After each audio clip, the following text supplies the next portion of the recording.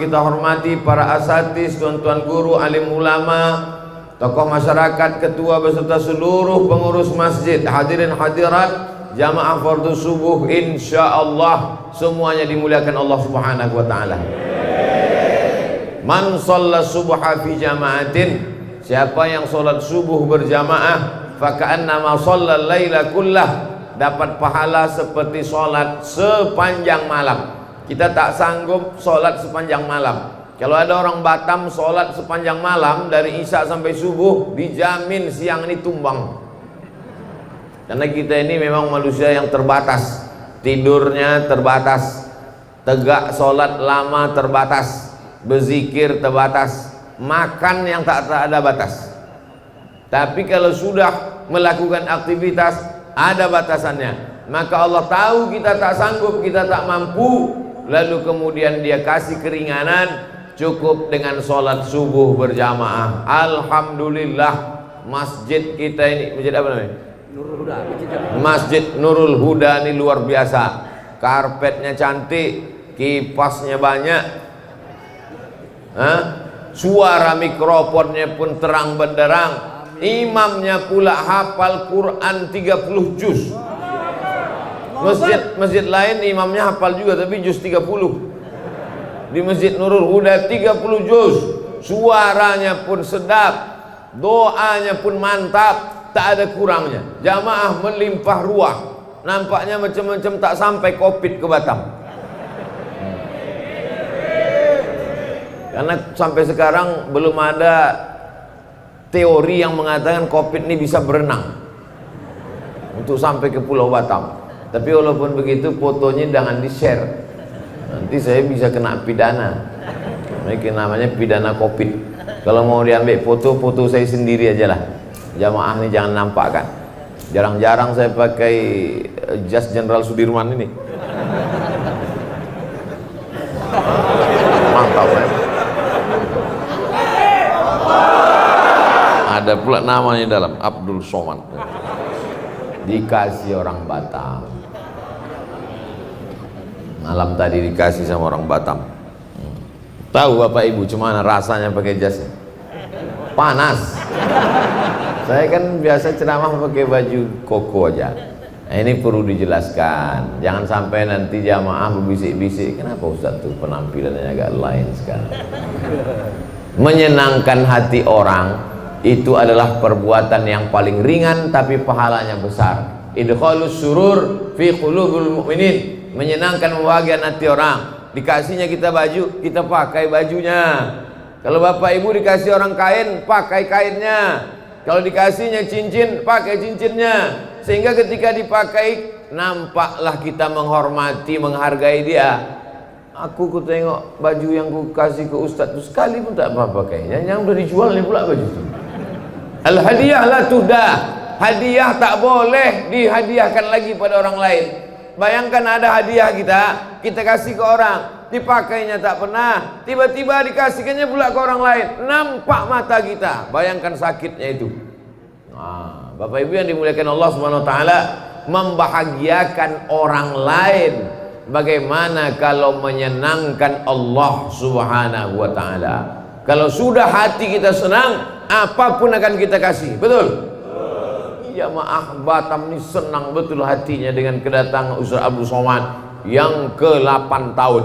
Saya sampai ke Batam ini 2013, sekarang sudah 2021. Ini yang ke-8 tahun saya ke Batam. Walaupun sudah 8 tahun bolak-balik saya datang ke Batam, ada juga orang Batam yang baru pertama kali datang ke pengajian saya. Alhamdulillah, senangnya bisa melihat Ustadz pertama kali. Lalu selama ini kemana aja kau? Saya selama ini cuma dengar online aja Pak Ustadz. Ini kan zamannya online sekarang. Anak-anak sekolah online. Efek dari online ini apa? Banyaklah anak-anak yang tak mandi pagi, tak gosok gigi. Di atas berjilbab, bawah pakai celana pendek. Karena online semuanya. Maka jangan sampai sholat berjamaah kita pun online, mesti on time, mesti tepat waktu, mesti datang ke masjid. Walau berjarak, pasang jarak, social distancing. tapi yang namanya memakmurkan masjid tetap tidak ditunda. Kalaulah cerita tunda-tunda, Covid ini mulai marak Januari 2020, sekarang sudah 2021, dia tak pergi-pergi. Jangan-jangan datang pula Covid, kawannya Covid-20, Covid-21.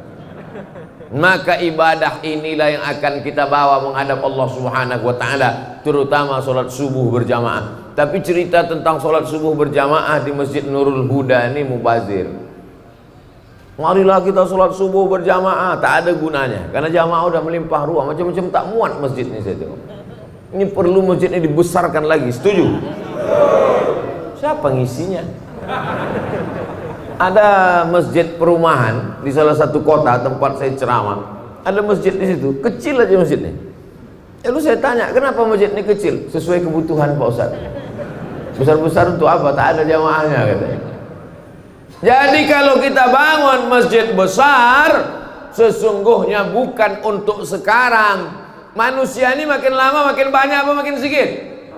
Makin banyak. Dulu Batam ini 2-3 orang aja isinya. Sekarang melimpah ruah.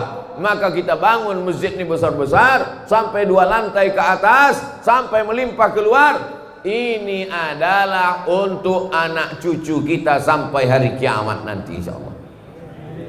Sumbangkan tanahnya, wakafkan semennya, berikan tiangnya kokoh, kasih kubahnya yang kuat. Maka insya Allah mati kita, mereka tetap melaksanakan sholat berjamaah subuh, Idul Fitri, Idul Adha, tahajud malam, qiyamul lail, sholat tarawih, dan puncaknya adalah sholat jenazah. Puncak sholat itu sholat jenazah, itulah sampai 4 kali takbirnya. Didoakannya kita, Allahumma fir lahu warhamhu wa'afihi wa'fu anhu waj'alil jannata maswahu. Allahumma ja'al qabrahu raudhatan min riyadil jinan. Jadikanlah kubur Abdul Somad salah satu dari taman-taman surga.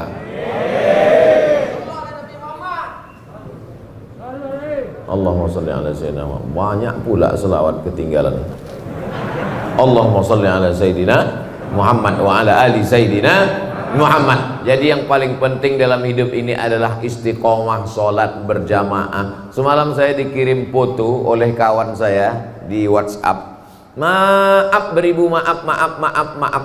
Foto yang dikirimnya itu jamaah di depan. Kawan saya ini di sop ketiga, jamaah di sop pertama, dia di sop ketiga. Di fotonya jamaah yang di sop pertama itu, apa kata dia? Aku sedih hatiku, bisa pula dia di sop 1, aku di sop 3. Saya tengok, biasa aja fotonya. Setelah lama-lama saya tengok, maaf beribu maaf, rupanya kawan yang di depan ini putus kakinya 1. Putus kakinya, bisa dia di sop pertama. Aku lengkap kakiku, bisa pula aku di sop ketiga. Tak sempurna anggota tubuhnya, tapi sempurna sopnya. Tak sempurna organ badannya, tapi sempurna khusyuknya. Kita ini, apa kita yang sempurna di hadapan Allah? Badan kita sempurna, akal kurang, sekilo kurang seon. Sempurna badan kita, tak sempurna khusyuk kita. Asal sholat terlambat, asal sholat terlambat. Yang parahnya Idul Fitri pun masbuk juga. Ilaha illallah Muhammad Rasulullah. Tapi jamaah Masjid Nurul Huda alhamdulillah tak ada yang terlambat. Itu yang berdiri-berdiri di belakang itu tidak pernah terlambat dia. Cuman dia mau mengasih tempat kepada orang di dalam. Begitulah hebatnya dia menyenangkan hati orang. Kalian kalau mau masuk surga masuklah, katanya, masuklah. Aku singgah ke neraka sebentar. Waqina azabannar. Selamatkan kami dari neraka ya Allah. Amin. Orang yang sholat berjamaah, maka dia amalnya setahun dibalas 27 tahun. Betul apa betul ini? Ada orang sholat berjamaah setahun, amalnya bertambah 27 tahun. Dari mana Ustaz rumusnya 27 tahun? Sholatul jamaati, sholat berjamaah, tafdulu sholatal fadzi, lebih utama daripada sholat sendirian. Bisa was ishrina darajah, 27 derajat. Subuh 27, zuhur 27, asar 27, maghrib 27, isya 27. Selama setahun, maka bertambah umurnya berarti 27 tahun. Jadi kalau istiqomah dia tahun 2021 ini sholat berjamaah, bertambah umurnya 27 tahun. Bagaimana dengan orang Batam yang sudah istiqomah selama 10 tahun? Berarti umurnya bertambah 270 tahun. Terjawablah kenapa umat Nabi Muhammad SAW lebih dulu masuk surga daripada umat Nabi Musa, lebih dulu masuk surga daripada umat Nabi Isa. Mereka umurnya panjang, tapi lebih panjang lagi umur kita. Nabi Musa itu meninggal 120 tahun. Kita kalau istiqomah 10 tahun ini 270 tahun. Mana yang lebih panjang, umur umat Nabi Muhammad atau umat Nabi Musa? Umat Nabi Muhammad. Tapi syaratnya harus istiqomah. Kalau istiqomah setahun ini Pak Ustadz 270 tahun. 10 tahun 270 tahun. Lah agak-agak terlambat beberapa kali Pak Ustadz. Insya Allah kita carikan surat dispensasi maaf. Istighfar itulah maaf. Ya, tak ada lain kecuali istighfar. Man lazimal istighfar. Siapa yang memperbanyak istighfar? Astaghfirullahaladzim, astaghfirullahaladzim, astaghfirullahaladzim, astaghfirullahaladzim alladzi la ilaha illa huwal hayyul qayyum wa atubu ilaih. Siapa yang memperbanyak istighfar, ja'alallahu lahu min kulli dhiqin makhraja. Kesempitan hidupnya dikasih Allah kelapangan. Hidup ini ada orang hidupnya yang tak pernah sempit hidupnya. Sempit semua hidup orang. Dulu orang berpikir nanti kalau udah selesai kuliah ini tak sempit, makin sempit, tak dapat kerja. Nanti kalau udah dapat kerja ini makin sempit, belum menikah. Nanti kalau udah nikah ini mungkin lapang, makin sempit, tak dapat tunjangan. Nanti kalau sudah punya anak ini mungkin makin lapang, makin sempit. Orang merasa hidupnya sempit. Maka untuk menyelesaikan masalah ini, kata Nabi SAW, banyak-banyak istighfar. Wa ja'alahu min kulli dhiqin makhraja. Setiap kesulitan hidupnya dikasih Allah Subhanahu wa taala makhraja, solusi. Hidup ini tempat masalah, dunia ini tempat ujian. Jadi kalau ada orang heran, aku heran lah Pak Ustadz, kenapa lah hidup ini banyak kali ujiannya? Kau salah masuk tempat. Dunia ini tempat ujian. Jadi kalau ada orang mengeluh, kenapa hidup ini banyak kali ujiannya Pak Ustadz? Karena di sini tempat ujian. Kalau gitu aku masuk liang lahat aja lah Pak Ustadz. Memang tempat ujian lagi. Liang lahat itu tempat pertanyaan, marabbuka, man imamuka, ma kita buka. Dunia adalah tempat ujian, alam barzakh adalah tempat pertanyaan, akhirat adalah tempat titian siratal mustaqim. Maka puncak yang kita inginkan, tempat ketenangan adalah surga jannatul firdaus insyaallah. Amin. Idza sa'altumullaha fas'alul firdaus. Kalau kalian minta surga, mintalah surga jannatul firdaus. Surga yang paling tinggi jannatul firdaus. Insyaallah yang di atas ini semua dapat surga jannatul firdaus. Mereka di atas ini tak apalah agaknya prestasinya. Bisa pula dia lebih tinggi dari kepala kita, bayangkan. Baik yang dimuliakan Allah Subhanahu wa taala, tidak ada larangan masjid lantai 1, lantai 2, lantai 3. Seandainya masjid itu tidak boleh lantai 1, lantai 2, lantai 3, tak akan ada Masjidil Haram sampai 4 lantai ke atas, tak akan ada Masjid Istiqlal tinggi menjulang ke atas. Artinya mereka bukan tidak hormat, tidak sopan, tidak santun. Memang masjid ini sekarang ke atas, karena kalau ke samping mahal pembebasan tanah-tanah. Tapi masjid ini memang ke atas. Ke depan perlu lantai atas, lantai paling tinggi di atas tempat convention hall, lantai keduanya tempat orang pelatihan, pertemuan di atas, pelatihan. Supaya apa? Setiap tempat itu efektif. Jangan pernah berpikir cukup masjid sampai sekian. Tidak, ke depan masjid mesti lebih ramai. Kenapa? Karena orang berkumpul di masjid. Manusia di kota paling besar, kota paling hebat kota, tapi jiwa orang kering kerontang. Maka untuk membangun jiwa manusia itu, untuk menyuburkan imannya, untuk memperkuat keyakinannya, maka solusinya adalah masjid. Di kantor dia stres, ditekan atasan, sampai di jalan sedang suntuk-suntuk, salah tengok rambu, kena tilang pula. Udah Mana jelas-jelas di situ ada razia, tapi tak nampaknya. Prit kena di kantor ditekan atasan, di jalan pula kena razia, balik rumah pula anak menangis tak berhenti-berhenti. Di manalah dia mendapatkan ketenangan? Maka ketika terdengar suara azan maghrib, Allahu Akbar, Allahu Akbar, datang dia ke masjid, habis kena air wudhu, bersih kepalanya, tenang pikirannya, masuk dia ke masjid, beban berat hidupnya diadukannya kepada Allah. Allahu Akbar. Tak ada yang lebih besar daripada Allah. Besar masalahmu di kantor, mengadu kepada Allah yang maha besar. Besar masalahmu di rumah, ada Allah yang maha besar. Allahu Akbar. 2 kali dia katakan Allahu Akbar. Habis itu apa kata dia? Allahu Akbar kabira walhamdulillahi katsira. Aku kemarin dipuji-puji orang, sekarang orang tak memuji lagi. Kemarin disanjung-sanjung orang, sekarang orang tak menyanjung lagi. Dulu kalau sambutan ketua masjid, sambutan kepala sekolah disebut namanya, sekarang sudah tidak sebut-sebut lagi. Orang yang gila pujian, ketika tak dipuji stres. Nama penyakitnya post power syndrome. Dulu kalau datang ke masjid disambut orang dengan tala'al badru alaina. Begitu sudah tak ada jabatan, ditengok orang pun tidak, ngerasa tak dihormati. Maka Allah mengatakan, jangan kau tersinggung. Allahu Akbar kabira walhamdulillahi katsira. Yang layak dipuji-puji itu cuma Allah. Walhamdulillahi katsira. Dulu diagungkan orang, dulu disanjung orang, dulu dimuliakan orang. Wa subhanallahi bukratan wa asila. Makanya ketika itu dibaca, bergetar pintu-pintu langit, bergoncang malaikat di atas. Siapa yang mengatakan itu? Nabi Muhammad SAW. Ketika sahabat sedang sholat bersama Nabi, Allahu Akbar, ada sahabat di belakang membaca Allahu Akbar kabira walhamdulillahi katsira wa subhanallahi bukratan wa asila. Nabi tak pernah mengajarkan doa itu.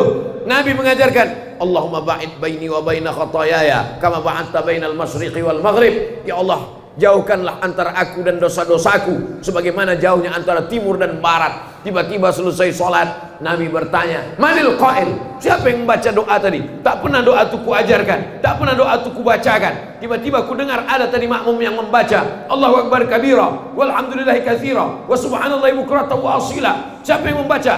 Sahabat pun angkat tangan. Aku ya Rasulullah. Gentleman, mengaku, tidak diam-diam, tidak hanya bersuara lalu menghilang. Aku yang membaca itu ya Rasulullah. Kata Nabi, futihat abwaabus sama, terbuka pintu-pintu langit karena doa yang kau baca. Hadis ini diriwayatkan oleh sahabat Nabi Abdullah bin Umar bin Khattab, anak Umar bin Khattab. Sejak mendengar doa itu, aku tak pernah meninggalkannya walau sekalipun. Allahu Akbar kabira walhamdulillahi katsira wa subhanallahi bukratan wa asila. Saya yakin 90% jamaah masjid ini bacaan iftitahnya Allahu Akbar kabira. Betul? Kita bacanya dari kecil, saking hafalnya sudah, tak ingat kita entah kapan kita bacanya. Lajunya kalah Valentino Rossi. Allahu Akbar kabira. Selesai. Salat adalah perenungan, salat adalah khusyuk, salat adalah kesadaran bahwa kita sadar kita sedang berhadapan dengan Dia, bukan berhadapan dengan tiang, bukan berhadapan dengan dinding. Salat adalah kita berhadapan dengan Dia. Siapa Dia? Wajjahtu wajhiya, ku hadapkan wajahku. Aku bukan menghadap gubernur, aku bukan menghadap presiden, aku bukan menghadap menteri. Aku menghadapkan kepada Dia yang menghidupkan gubernur, yang menciptakan presiden, yang mematikan pejabat-pejabat. Yuhyi wa yumit wa huwa ala kulli syai'in. Wajjahtu wajhiya lilladzi fatara as-samawati wal arda hanifan musliman wa ma ana minal musyrikin. Inna salati wa nusuki wa mahyaya wa mamati lillahi rabbil alamin. Kalau sudah kita serahkan semua urusan kita ke Pak Kades, insya Allah selamatlah KTP kita. Amin.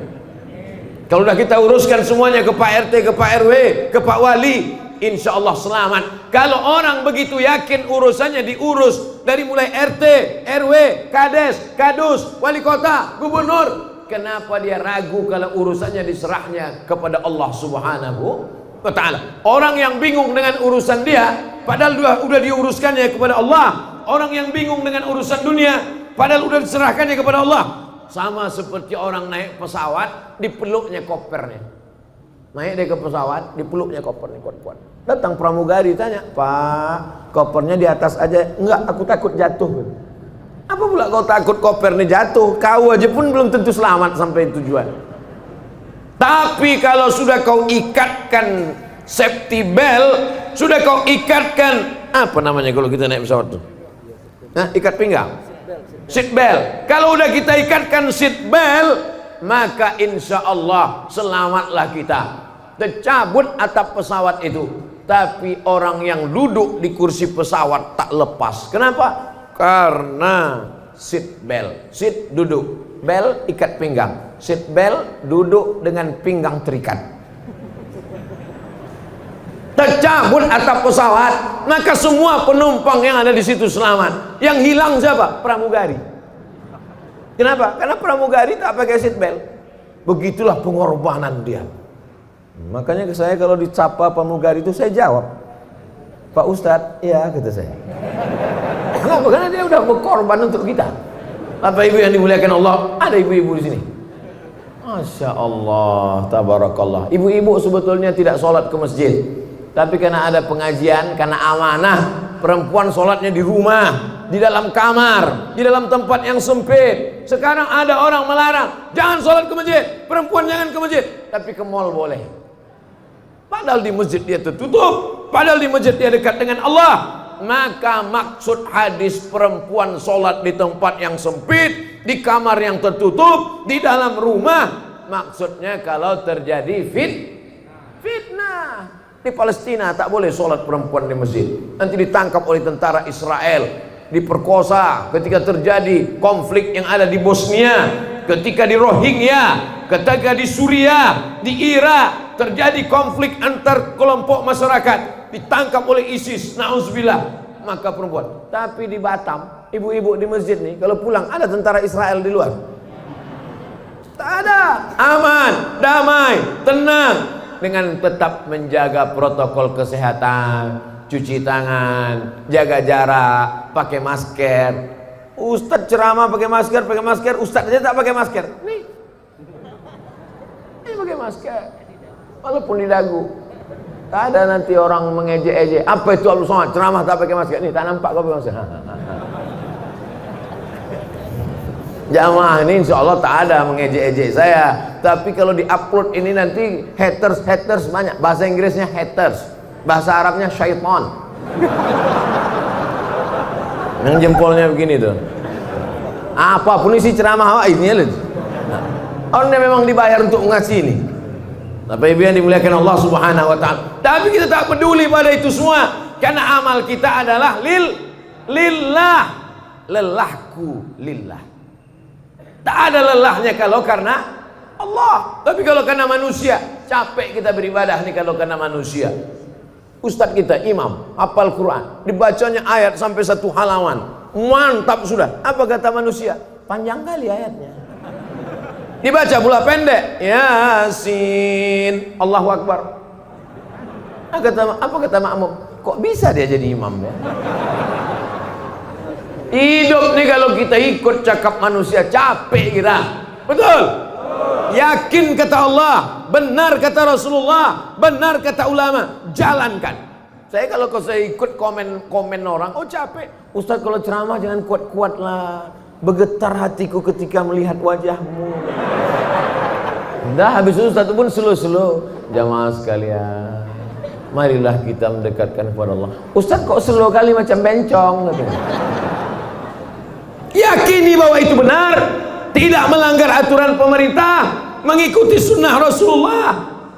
Sir ala barakatillah. Begitu kata guru-guru kami dulu. Sir ala barakatillah. Sir artinya berjalanlah ala barakatillah. Insya Allah hidupmu akan diberkahi oleh Allah Subhanahu wa Ta'ala.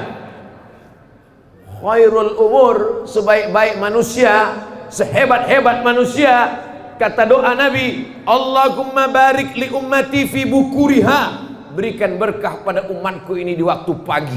Bukur pagi, bukratan pagi, bukratan wa asila pagi dan petang, wa subhanallahi bukratan wa asila pagi dan petang. Bukrah artinya pagi, bukrah besok pagi, bukur pagi, bukur pada waktu pagi.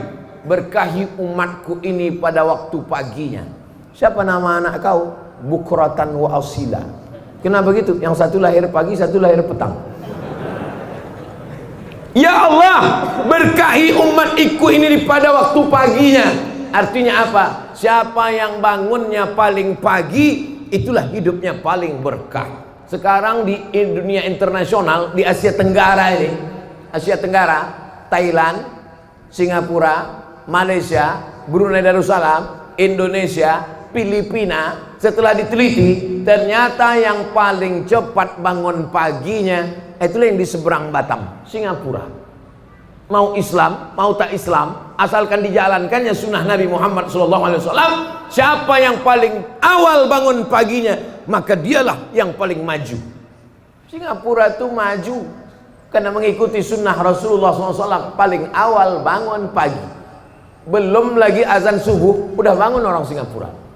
Orang kita disatukannya duha sama subuh. Saya jadi dewan juri musabaqah tilawatil Quran, tinggal di hotel di samping pantai.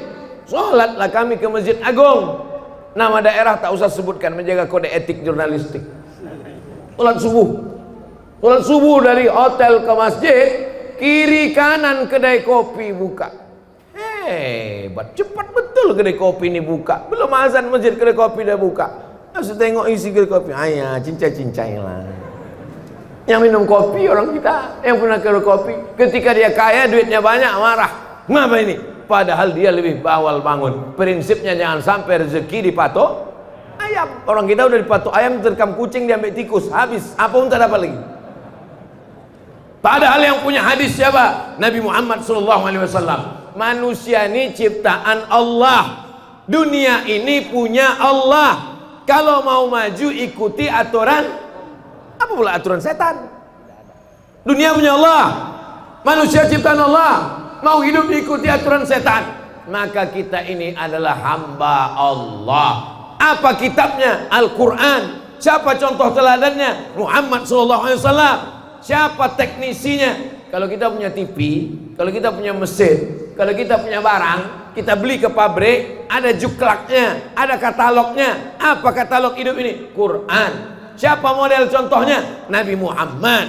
Nabi tak ada lagi sekarang. Lalu siapa kita ikut? Al-ulama warasatul anbiya. Ikuti para ulama. Ulama yang macam mana? Ulama yang takut kepada Allah Subhanahu wa ta'ala. Karena kata Allah dalam Quran, innama yakhshallaha, yang takut kepada Allah min ibadihil ulama. Ulama lah yang takut kepada Allah Subhanahu wa ta'ala. Walaupun dia ahli fisika, walaupun dia ahli biologi, walaupun dia ahli matematika, kalau dalam hatinya takut kepada Allah, maka sesungguhnya dia ulama. Ulama artinya berilmu. Anak-anak kita mesti berilmu, tapi dengan ilmunya itu dia takut kepada Allah. Bukan dengan ilmunya itu dia buat pesawat canggih, tapi justru melupakan Allah. Dengan ilmunya itu dia buat TV mantap, tapi isinya melalaikan kepada Allah. Kemarin sore saya dikirim video tentang orang koma di rumah sakit. Menangislah suami sama anaknya, macam manalah menyadarkan istriku ini biar supaya dia bangun dari komanya. Datang anaknya, papa, gimana caranya mama biar sadar ya? Gimana? Kita buatkan video TikTok. Karena dulu dia suka TikTok. Ini kalau kita buatkan video dia sadar. Itulah yang sekarang jadi tontonan orang. Bayangkan, mau menyadarkan dari koma pun mau dibuatkan TikTok. Nah, habis kiamat udah dunia ini. Lama saya menengok ini. Mau saya hempaskan handphone tuh. Ingat saya banyak WA di dalam, tak jadi. Bagaimana cara menyelamatkannya ini? Kalau tidak kita bawa umat ini ke dalam masjid. Dari maghrib ke isya, jangan lagi ada TV, jangan lagi ada handphone. tutup laptop, tutup shutdown komputer, masuk ke dalam masjid, maghrib ke isya. Kita tiru pengajian, jadwal pengajian di Malaysia. Saya kalau ke Malaysia dulu sebelum Covid, setahun 2 kali, itu pengajiannya di Malaysia tuh ngaji tak lama-lama, pendek aja, dari maghrib ke isya 45 menit. Habis itu sholat isya. Selesai sholat isya, yang mau pulang silakan pulang, yang mau bertahan di masjid soal jawab. Ditulis di depan mereka, pakai mejanya tinggi, lalu ada tulisan bawah, Anda bertanya, Ustadz menjawab, number, WhatsApp number. Tulis semua. Jadi langsung dia tanya. Tak banyak-banyak, pengajian pendek aja mengaji. Yang lama makannya banyak. Setiap masjid ada dapurnya, dapur umum. Jadi masjid tidak membeli nasi. Jadi masjid tidak membeli nasi dari orang yang memasak nasi tak ke masjid. Masjid dimasak oleh orang masjid. Nasi dimasak oleh orang masjid. Ketika memasak dia berwudu, ketika memasak dia bersolawat, ketika memasak kencingnya berbasuh, sehingga orang yang memakan itu ada rahmat dan barokahnya.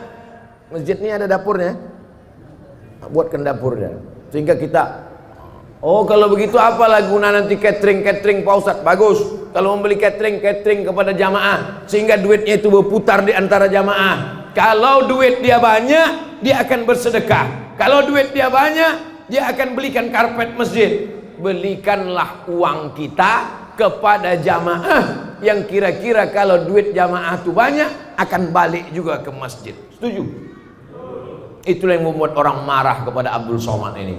Abdul Somad cerita tentang duit, Abdul Somad cerita tentang politik, karena memang di mana-mana ceramah saya itu isinya 3. Perbaiki pendidikan, pengajian di masjid berkualitas. Perbaiki ekonomi, belanja kepada jamaah supaya duitnya berputar antara jamaah. Tahu ada jamaah yang punya penyewaan mobil, sewa mobil dia. Tahu antara jamaah ada yang punya laundry, pakai laundry dia. Tahu di antara jamaah ada yang jual buah, beli buah dia. Tahu jamaah ada yang jual tanah, kabarnya kau jual tanah. Iya.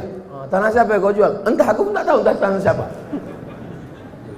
Bapak Ibu yang dimuliakan Allah Subhanahu wa taala. Masjid menjadi sentral tempat berkumpul. Ada orang yang sangat kaya, bingung mau kemana lah aku campakkan duitku ini Pak Ustaz. Bingung aku Pak Ustaz. Ada pula satu lagi jamaah yang sangat susah, tak tahu dia kemana mau mengadukan kesusahannya. Yang menawarkan duit pinjaman cuman rentenir, lintah darat. Semua yang di laut-laut ini kalau sudah naik ke darat jahat semuanya. Contohnya lintah darat dan buaya darat. Maka datanglah jamaah masjid. Masjid mempertemukan antara pejabat dengan rakyat. Masjid mempertemukan antara orang kaya dengan orang yang susah. Bertemunya di mana? Di dalam masjid. Itu siapa tuh? Kawan ayah. Ayah jumpanya di mana dulu? Di Masjid Nurul Huda, Perumnas Geria Sagulung Permai Blok E nomor 1A Sagulung Batam. Udah ku sebutkan alamatnya lengkap, tak juga datang, entahlah. Di mana jumpanya? Di masjid. Di mana disolatkan jenazahnya? Di masjid. Di mana dia mengadukan kesusahannya? Di masjid. Diangkatnya tangannya, Allahu Akbar, ditempelkannya keningnya ke lantai, lalu diucapkannya Subhana Rabbiyal A'la wa bihamdi. Kalau duitnya banyak, di mana diletakkannya duitnya yang banyak itu? Di masjid. Sampai ke masjid tengok, apalagi yang kurang. Ini nampaknya udah tercabut-cabut kubah ini. Berapa? Tanya. Ini nampaknya berapa? Ini nampaknya kipas angin tak hidup. Kenapa? Segitu. Jangan ketika duit banyak ke mall, pas duit tak ada ke masjid. Orang yang model begini, jenazahnya jangan disolatkan, bawa ke jembatan Barelang. Bapak Ibu yang dimuliakan Allah Subhanahu wa taala, insyaallah tak ada. Itu maka saya katakan begitu. Insyaallah semua jamaah masjid ini baik-baik semuanya insyaallah. Amin. Jam berapa waktu sholat maghrib di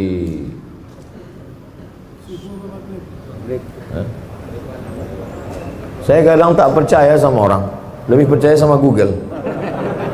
Waktu sholat Batam,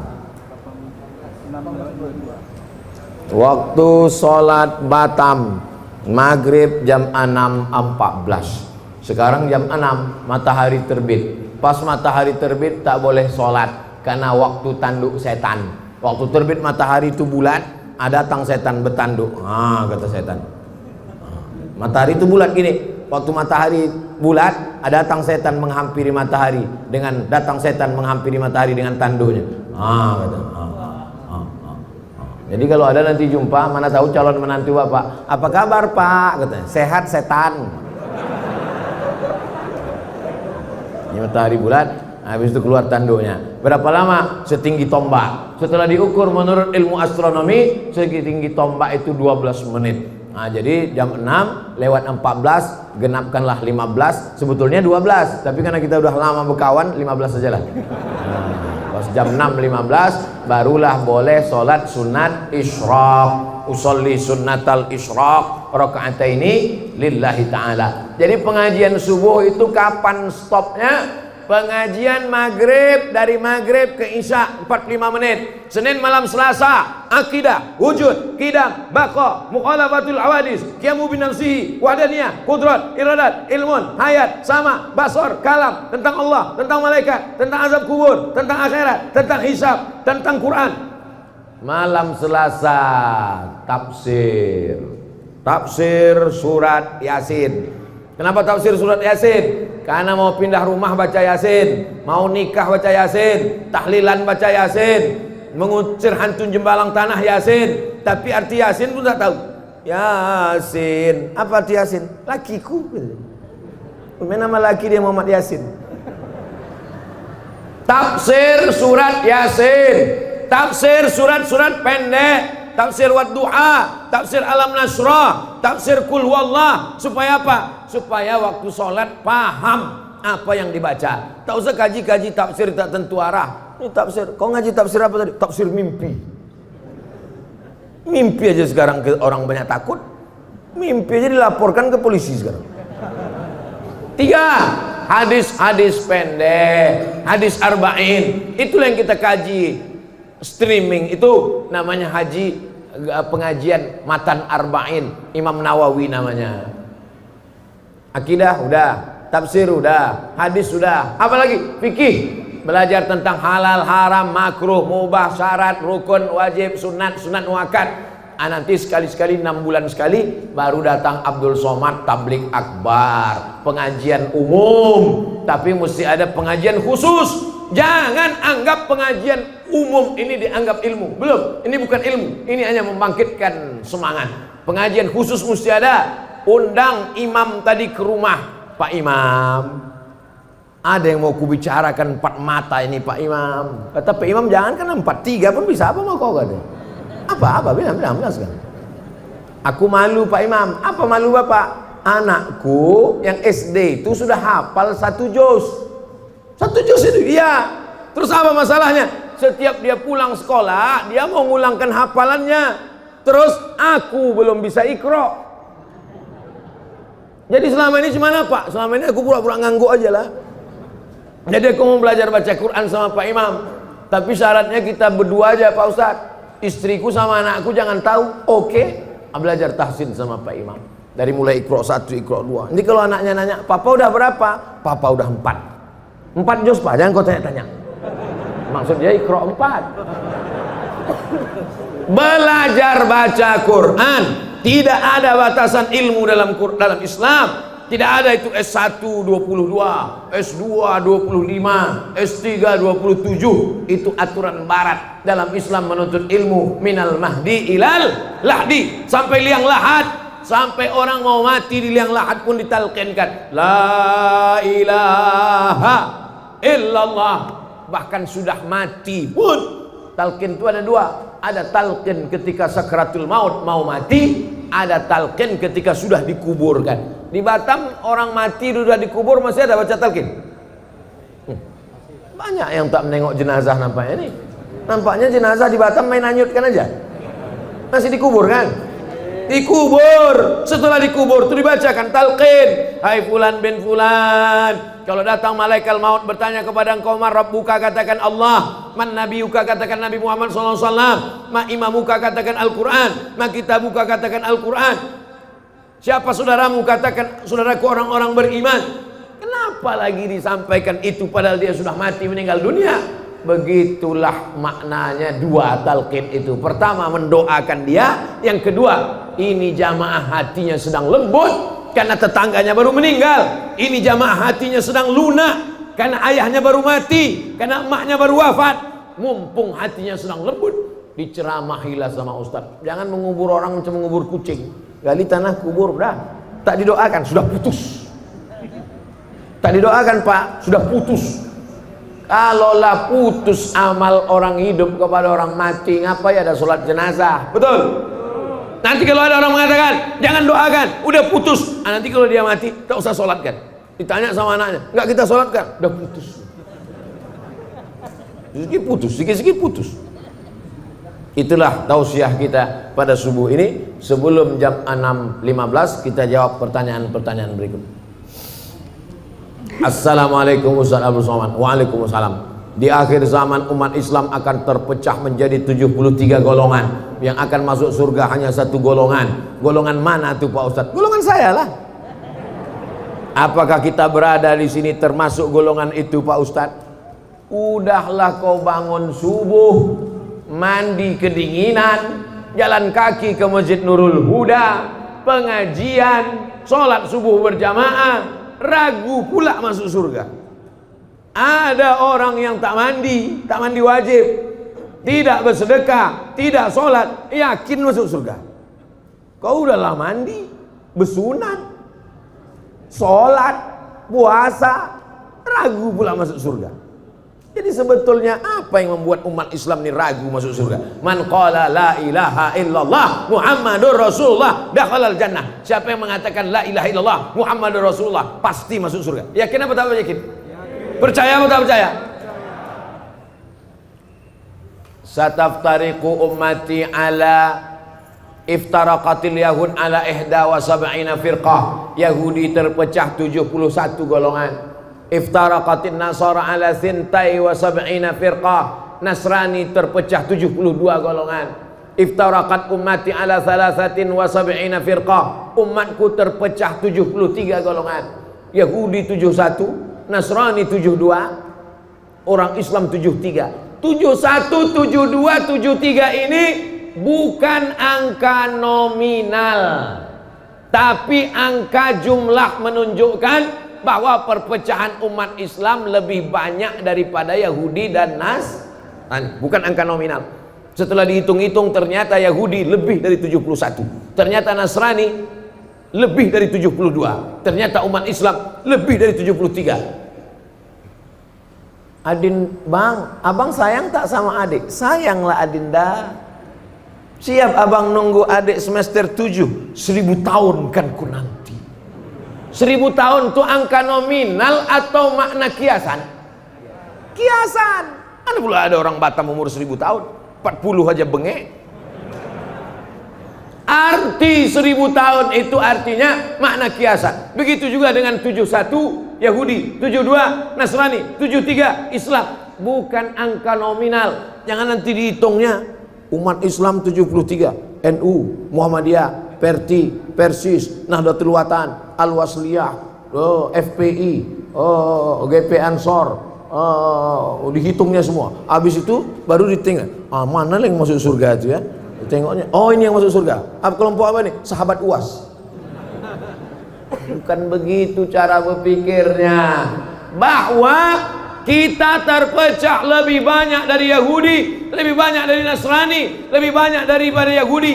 Lalu kemudian mereka bertanya, lalu di antara yang banyak itu siapalah yang masuk surga itu ya Rasulullah? Apa kata Nabi? Ma ana alaihi wa ashabi. Orang yang mengikut aku dan seperti sahabat-sahabatku. Nabi sholat subuh, kita sholat subuh. Nabi memakmurkan masjid, kita makmurkan masjid. Nabi ahlus sunnah, Nabi berpegang kepada sunnah karena dia sumber sunnah, sunnah dari Allah. Kita mengamalkan sunnah. Nabi mengajarkan berjamaah, kita berjamaah. Maka kita adalah kelompok yang selamat karena ahlus sunnah wal jamaah. Jabariyah sesat, Syiah sesat, Khawarij sesat, Murji'ah sesat, Qadariyah sesat, Mu'tazilah sesat. Maka semua mesti kembali kepada akidah ahlus sunnah wal jamaah.